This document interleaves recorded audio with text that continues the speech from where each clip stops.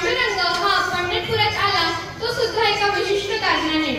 एक माणूस आपल्या आई वडिलांची इतकी नितांत मनोभावे सेवा करत होता, सेवेत कुठलाही खंड पडू देत नव्हता। तेव्हा प्रत्यक्ष पांडुरंग त्याला भेटायला आले। प्रत्यक्ष पांडुरंगासमोर प्रकट झाले तरी भक्त पुंडलिक त्यांच्याकडे पाहायला तयार नाही, इतका तो आई वडिलांच्या सेवेत गर्क। शेवटी पांडुरंगच पुंडलिकाला म्हणतात, अरे पुंडलिका, मी तुला भेटायला आलो, मी कुठे थांबू?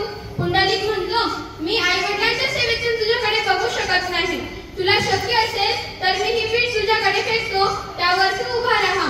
आणि विठ्ठल सुद्धा आजपर्यंत 28 युगे विटेवर उभा आहे आणि पुंडलिकाला भेटायची वाट बघत आहे। आपण विठ्ठलाची आरती म्हणताना म्हणतोच ना, युगे 28 विटेवरी उभा, वामांग रखुमाई दिसे दिव्य शोभा, पुंडलिकाच्या भेटी परब्रह्म आले गा। ऐकूया चंद्रभागेच्या तरी हे गीत।